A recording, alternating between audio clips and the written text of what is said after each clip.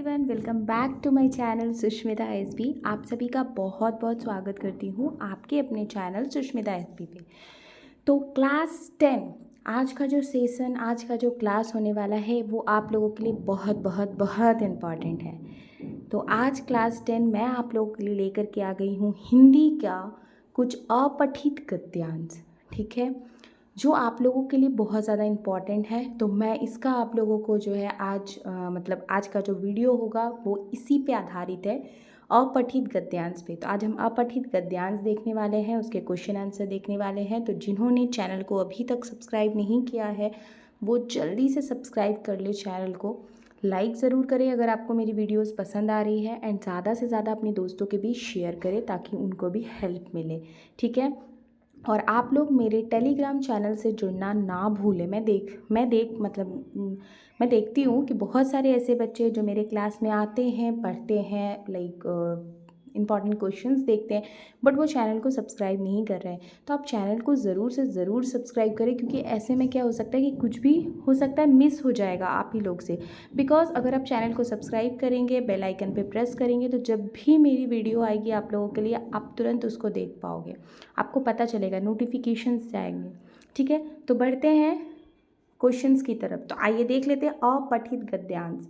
ठीक है, चैनल को वीडियो को अपने दोस्तों के बीच शेयर करते रहिए, उन्हें भी बोलिए ज्वाइन करने को। ठीक है, आइए स्टार्ट करते हैं। पहले देख लेते हैं अपठित गद्यांश मतलब ये आपके चैप्टर से नहीं है, अपठित है, इसको आपको पढ़ना है और इसका आंसर आपको करना है। आइए देखते हैं पहले क्या है इस अपठित गद्यांश में। साहित्य को समाज का दर्पण इसलिए कहा गया है कि उसके माध्यम से हम युग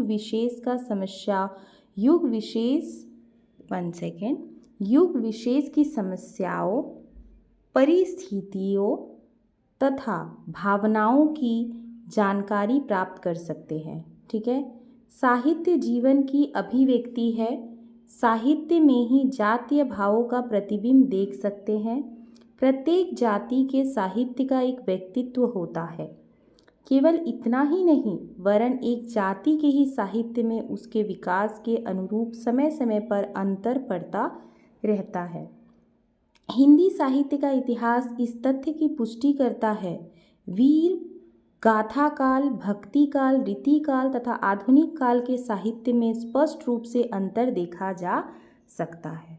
ठीक है, तो यहाँ पे जो भी गद्यांश है हमने उसको पढ़ लिया। ठीक है, अब इसी के बीच से ही आपसे क्वेश्चन पूछेगा और आपको आंसर देना है। इस टाइप के ही क्वेश्चन आपको अपठित गद्यांश में देखने को मिलेंगे।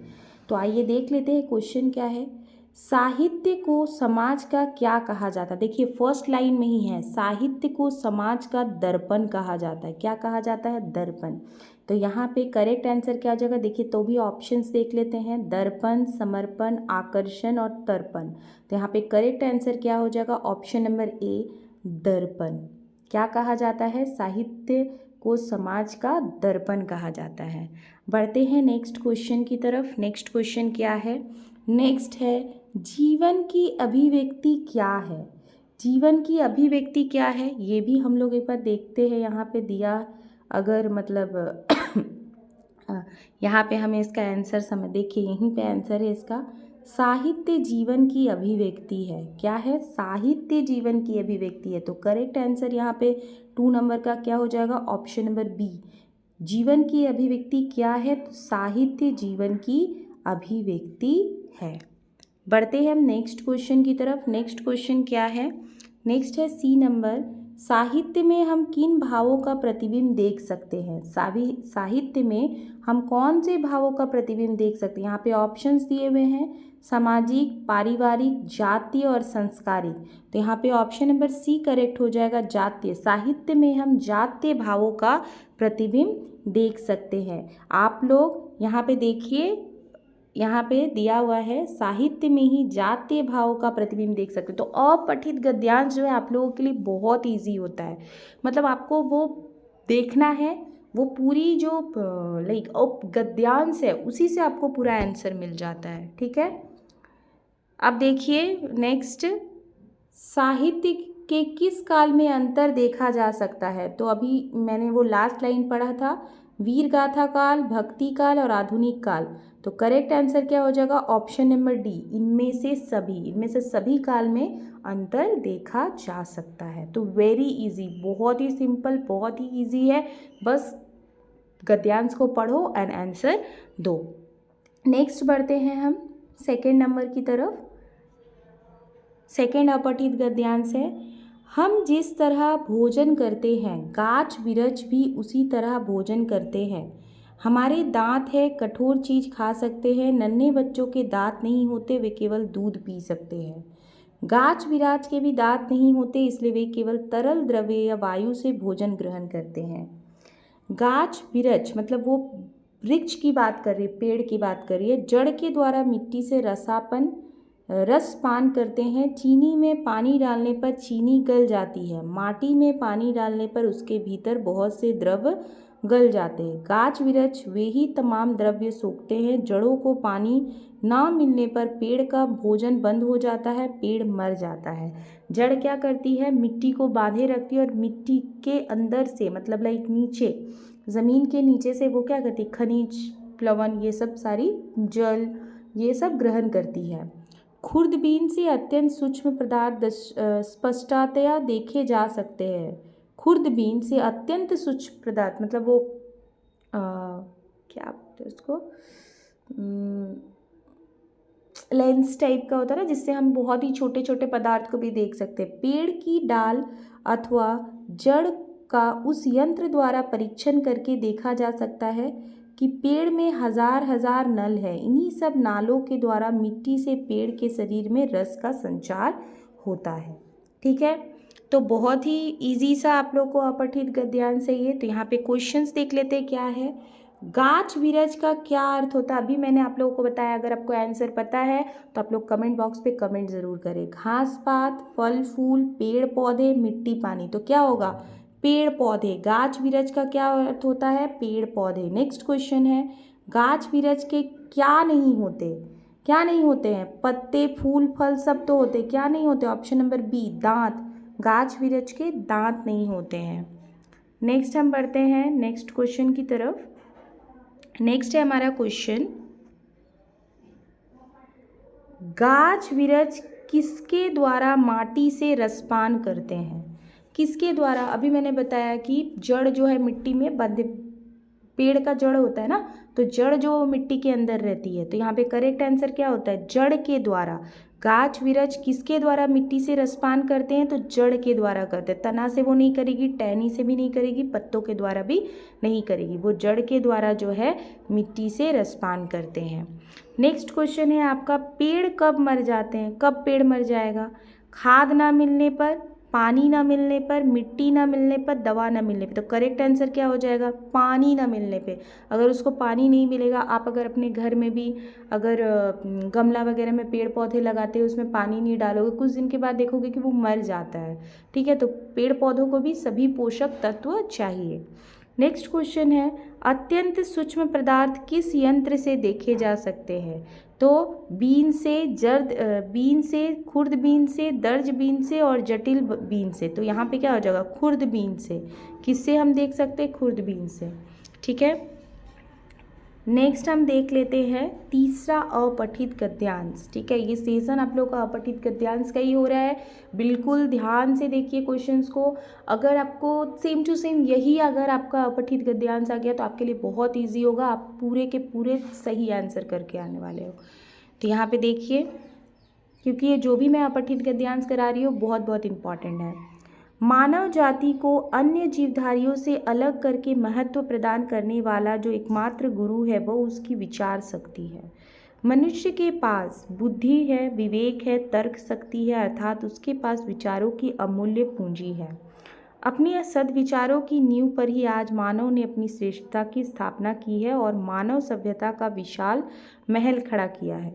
यही कारण है कि विचारशील मनुष्य के पास जब सद्विचारों का अभाव रहता है तो उसका वह मानस कुविकारों से ग्रसित होकर एक प्रकार से शैतान के वशीभूत हो जाता है। सही बात है, हम मनुष्य ही ऐसे लोग हैं जो सब कुछ सोच समझ सकते हैं, क्या सही है क्या गलत है सब समझ सकते हैं, जान सकते हैं। ठीक है, और हमारे ऊपर ही डिपेंड करता है कि हम सही रास्ते में जाते हैं या गलत रास्ते में जाते हैं, कि क्योंकि हमारे पास दिमाग है, बुद्धि है। जानवर को भी देखोगे, लेकिन अगर जानवर है जो कि देखेंगे घूमते रहते हैं, वो कपड़े भी नहीं पहनते हैं, क्योंकि उनके पास वो नहीं पहन सकते हैं, और उनका वही है, वो मतलब उसी तरीके से, मतलब उनका गठन, उनको ऐसे ही भगवान ने बनाया है। तो हम एक सभ्यता में हैं, हमको पता है कि हमें कपड़े पहनने हैं, हमें सब कुछ पता है, हमारे दिमाग के अनुसार हम अपना काम करते हैं।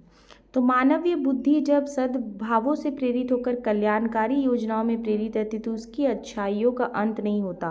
किंतु जब वह कुविचार अपना घर बना लेते हैं, तो उसकी पाशविक प्रवृत्तियां उस पर हावी होती है। हिंसा और पापाचार का दानवी साम्राज्य इस बात का घोतक है कि मानव की विचार शक्ति जो उसे पशु बनाने से रोकती है, उसका साथ देती है। देखोगे, इस दुनिया में गुंडे भी होते हैं, अच्छे इंसान भी होते हैं, मर्डरर भी होते हैं, मर्डर भी करते हैं। तो वो किसी का क्या होता है कि कुविचार जब आ जाता है मन में, तो क्या होगा, ये गलत काम करेंगे। जब आपके दिमाग में सद्विचार होते हैं, तो आप अच्छे काम करोगे। तो आइए बढ़ते हैं क्वेश्चंस की तरफ, ठीक है। अब देखते हैं यहाँ पे क्वेश्चन नंबर में क्या है। 1 नंबर, मानव जाति को महत्व देने में किसका योगदान है? मानव जाति को महत्व देने में, महत्व जो दे रहे हैं उसका किसका योगदान है? शारीरिक शक्ति का, विवेक और विचार का, धन बल का, और अर्जित पैतृक संपत्ति का। तो यहाँ पे हो जाएगा विवेक और विचार का। मानव जाति को महत्व देने में योगदान जो है उसके विवेक और विचार का है। सेकंड क्वेश्चन, मनुष्य की श्रेष्ठता की नींव क्या है? मनुष्य की श्रेष्ठता, उसकी अच्छाई की नींव क्या है? पापाचार, पाशविकता, सद्विचार या हिंसा? तो यहाँ पे करेक्ट आंसर हो जाएगा सद्विचार। मनुष्य की श्रेष्ठता की नींव जो है वो सद्विचार है। बढ़ते हैं नेक्स्ट क्वेश्चन की तरफ। नेक्स्ट क्वेश्चन क्या है देख लेते हैं। विचारों की पूंजी में शामिल नहीं है। विचारों की पूंजी में क्या शामिल नहीं है? उत्साह, तर्क, विवेक, बुद्धि। तो उत्साह हो जाएगा, ठीक है। जो शामिल है, शामिल क्या क्या? तर्क है, विवेक है, बुद्धि है। नेक्स्ट क्वेश्चन है, मानव में पाशविक प्रवृत्तियां क्यों जागृत होती है? मानव में पाशविक प्रवृत्तियां क्यों जागृत होती है? गलत प्रवृत्तियां क्यों जागृत होती है? तो यहाँ पे ऑप्शन है हिंसा बुद्धि के कारण, असत्य बोलने के कारण, कुविचारों के कारण, स्वार्थ के कारण। तो करेक्ट आंसर क्या हो जाएगा? कुविचारों के कारण। मानव में पाशविक प्रवृत्तियां कुविचारों के कारण जागृत होती है। नेक्स्ट बढ़ते हैं क्वेश्चन नंबर 5 की तरफ। क्वेश्चन नंबर 5 क्या है? सद्विचार का विलोम शब्द क्या है? सद्विचार का विलोम शब्द क्या होगा? दुर्विचार विलोम शब्द, ठीक है। सद्विचार, दुर्विचार, ठीक है। आइए हम नेक्स्ट बढ़ते हैं, नेक्स्ट अपठित गद्यांश की तरफ, ठीक है। लहरों से डरकर नौका पार नहीं होती, कोशिश करने वालों की हार नहीं होती। सही बात है। अगर आप कोशिश करोगे तो किसी चीज़ में आपको हार नहीं मिलेगी। हो सकता है कि आपको एक बार नहीं आएगा, 2 बार नहीं आएगा, तीसरी बार आपको ज़रूर आएगा, ठीक है। तो इसलिए कोशिश करने वालों की कभी हार नहीं होती। नन्ही चींटी जब दाना लेकर चलती है, चढ़ती दीवारों पर 100 बार फिसलती है। मन का विश्वास रगों में साहस भरता है, चढ़कर गिरना, गिरकर चढ़ना न अखरता है। आखिर उसकी मेहनत बेकार नहीं होती, कोशिश करने वालों की हार नहीं होती। कभी भी कोशिश करने वालों की हार नहीं होती है। डुबकिया सिंधु में गोताखोर लगाता है, जा जाकर खाली हाथ लौट कर आता है। मिलते नहीं सहज ही मोती गहरे पानी में, बढ़ता दुगना साहस इसी हैरानी में। मुट्ठी उसकी खाली हर बार नहीं होती, कोशिश करने वालों की हार नहीं होती। कोशिश करने वालों की कभी हार नहीं होती है, ठीक है। ये पढ़ लिया। अब इसके आंसर्स आपको करना है। क्या है? किसके डर से नौका पार नहीं होती? किसके डर से नौका पार नहीं होती? नदी से डरकर, लहरों से डरकर, लोगों से डरकर, या खुद से डरकर? तो करेक्ट आंसर क्या हो जाएगा? लहरों से डरकर। किसके डर से नौका पार नहीं होती? तो लहरों से डरकर। नेक्स्ट है आपका, नन्ही चींटी दाना लेकर कहाँ चढ़ती है? कहाँ पे चढ़ती है? दीवारों पर, पहाड़ों पर, छतों पर, या कहीं नहीं? तो करेक्ट आंसर हो जाएगा दीवारों पर, जैसा कि अपठित गद्यांश में बोला है। मन का विश्वास रगों में क्या भरता है? मन का विश्वास रगों में क्या भरेगा? अगर मन में दृढ़ विश्वास है मैं ये कर लूँगा तो क्या भरेगा? साहस। करेक्ट आंसर क्या हो जाएगा? ऑप्शन नंबर सी, साहस। नेक्स्ट है आपका, सिंधु में डुबकियाँ कौन लगाता है? सिंधुओं में कौन डुबकियाँ लगाएगा? चींटी नहीं लगाएगी, लहरें नहीं। करेक्ट आंसर क्या होगा? गोताखोर। सिंधुओं में डुबकियाँ गोताखोर लगाता है। नेक्स्ट क्वेश्चन है, कैसे लोगों की हार नहीं होती? कैसे लोगों की हार नहीं होती है? तो यहाँ पे ऑप्शन है डरने वालों की, डराने वालों की, कोशिश करने वालों की और कोशिश नहीं करने वालों की। तो करेक्ट आंसर क्या है? कोशिश करने वालों की। कोशिश करने वालों की क्या होगी?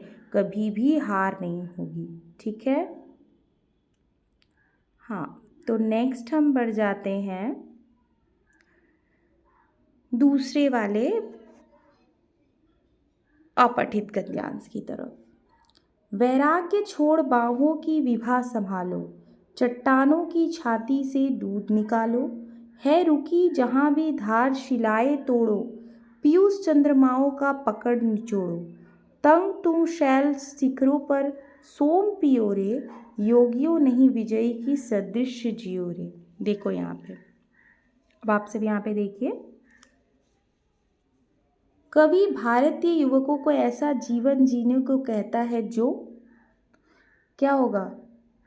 ऑप्शन है कायरों जैसा हो, योगियों जैसा नहीं पराक्रमी वीरों जैसा हो, केवल बात करने वाले बुद्धिजीवों जैसा हो और जो व्यर्थ में समय नष्ट ना करता हो।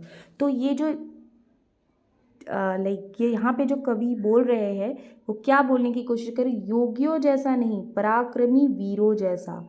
तो ऑप्शन नंबर बी, कवि युवकों को योगियों जैसा नहीं पराक्रमी वीरों जैसा जीवन जीने को कह रहे हैं। नेक्स्ट है, पदांश में किसे सोम कहा गया? सोम किसको कहा गया है? आइए देखते हैं हम, एक सेकेंड।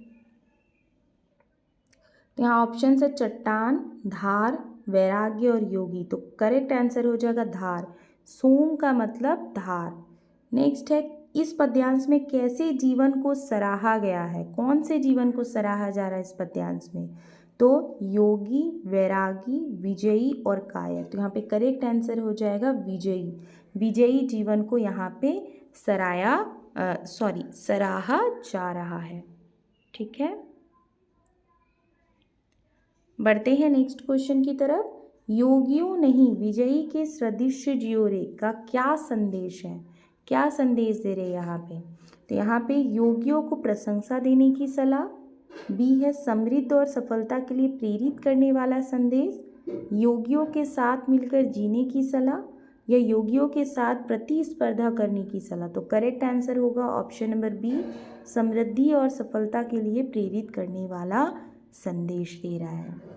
इस कविता का मूल स्वर क्या है? मूल स्वर क्या है ये? तो क्या बताना चाह रहा है? तो यहाँ पे ऑप्शंस है प्रकृति, प्रेम, आह्वान और भक्ति। तो करेक्ट आंसर हो जाएगा ऑप्शन नंबर सी, आह्वान। ठीक है, इस कविता का मूल स्वर क्या है? आह्वान। तो यहाँ पे जितने भी अपठित गद्यांश मैंने आप लोगों के साथ डिस्कस किया अभी, वो आप सभी के लिए इम्पॉर्टेंट है। तो आप बहुत अच्छे से इन क्वेश्चंस को अच्छे से कीजिए। मैंने आप लोगों को बहुत अच्छे से समझाया। कहीं पे भी अगर आप लोगों को कोई डाउट आता है तो आप लोग कमेंट बॉक्स पे कमेंट ज़रूर करें। एंड इसी तरीके का मैं आप लोगों को चैप्टर वाइज भी क्वेश्चन आप लोगों के लिए लेकर के आऊँगी। ठीक है, हिंदी का या अदर सब्जेक्ट का भी चैप्टर वाइज लेकर के आऊँगी कि chapter wise objective question, chapter wise जो इंपॉर्टेंट क्वेश्चंस है आप लोगों के साथ डिस्कस करूँगी, रिवीजन करूँगी। ठीक है, तो अभी तक चैनल में जिन्होंने अभी तक सब्सक्राइब नहीं किया है, मेरे वीडियोज़ देख रहे हैं, नए आए हैं मेरे चैनल पर, तो चैनल को सब्सक्राइब करें, मेरे चैनल को सपोर्ट कीजिए।